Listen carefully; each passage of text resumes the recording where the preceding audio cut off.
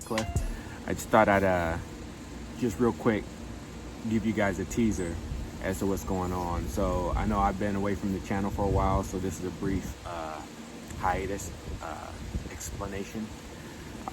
Some of you may know that I moved last year from Oregon to Virginia to take on a new position, and so I had to get my feet wet. I had to figure out what it was that I needed to do, my responsibilities, and just fill out the new position. It's been really busy.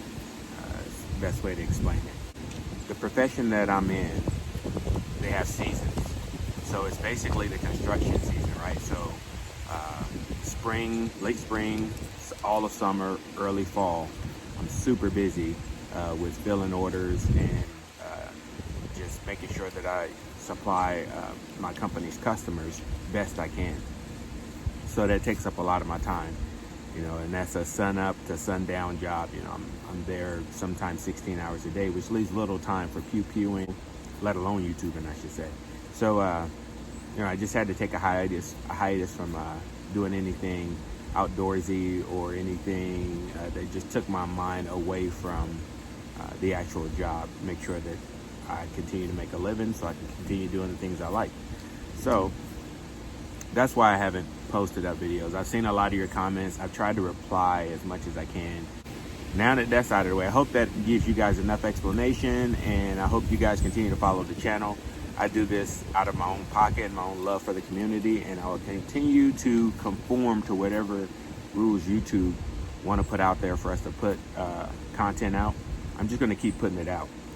As promised, here's the teaser to some of the things. I'm just going to pull up some of the builds, some of the things that I'm working on, and during this late fall, I'm slowing down at my job, so as you can see, it's windy, it's cold. People are going to rarely be doing any kind of construction, so it'll allow me to get back into the hobby, or into the community, I should say, and get back to posting more videos. So let me go inside, and I'm just going to do a table down view of some of the builds that I got coming up for the channel. So hang tight. Okay, so as some of you have already seen, now before I get started, 2 of these are hot, 2 are not. So when I get to the hot ones, which are down here, don't freak out, all you safety Nazis out there. I'm gonna make them safe on camera. So just if I decide to handle them, right now they're sitting down there. These are my EDC and my home defense, so that's why they stay hot. Anyways, moving along. This one here, I posted up a video. It should be coming out at the same time this one is.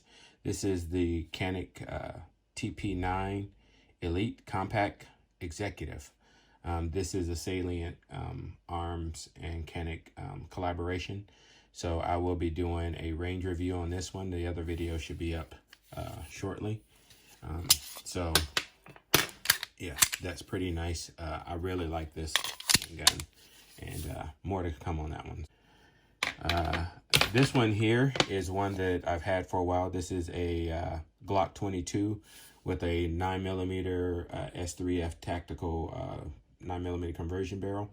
I do have the 40 caliber barrel as well. This one is sporting a Jaeger Work slide. This one is going to go and get Cerakoted. So I'm going to do a unveiling, because this one has a little bit of wear, you can see right there. So I'm going to do a complete refresh on this one, and then do a video on this Glock here. Moving along, I finally got a Poly 80 lower. I'm right now trying to figure out what kind of, this is the 19, Glock 19. I'm trying to figure out what slide I want to get. This slide is going to be a milled one. I don't know if it's going to be from like Loki Tactical, or another like Primary Arms or something else. So I'm just right now still working on this one, but it's at this date because right now I'm waiting on the trigger to show up. Then I want to do a home defense video and talk about home defense firearms. This one here happens to be my Glock 45 chambered in 9mm. It's my Gen 5 MOS RMO4 dual illuminated reticle. I really like this, and I'm also going to be doing a couple of series on optics there.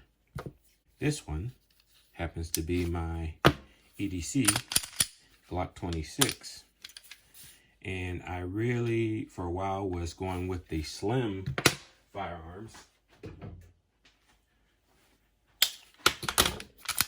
This is my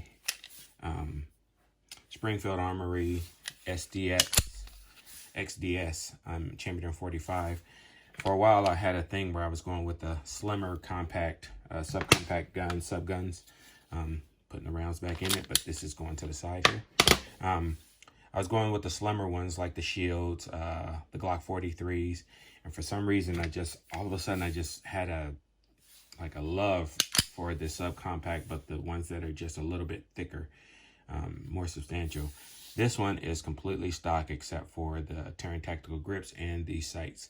And being my EDC, I wanted to keep it that way. I'm also sporting a Pierce pinky extension. And then I also want to do a review on the Magpul extended mags as well. So this one, you know, I've always liked having that extra. I got big hands, so I love having that extra grip on a small frame. And then this one, actually, it almost acts like it gives you another pinky, like another finger groove on the 26. So it feels a lot different than this one. I'm still trying to figure out how to get used to this, but I'm going to do a review on these here at a later date. This guy is my, you know, I like legacy builds, right? So this is my legacy refresh of my 10.5 inch AR-15 with the Seymour red dot. It's pretty sexy. Has that legacy look to it. You know, the big fat quad rail. This is one of the few that always fits the bill. And then I'm waiting on a Geisley handguard as well to see, and it's a complete upper just to see how I like that one. But yeah, this one is cool. The cool thing about this one is this one has a Franklin Armory binary trigger system in it. So I'm going to do a whole review on this. This is a fun gun. And then lastly, you guys have been asking for it, another 7.5 inch build. So this is a Diamondback DB15. It's chambered in 5.56. I will be doing a build video on this one. And this is probably one of my favorite guns right now. So more to come.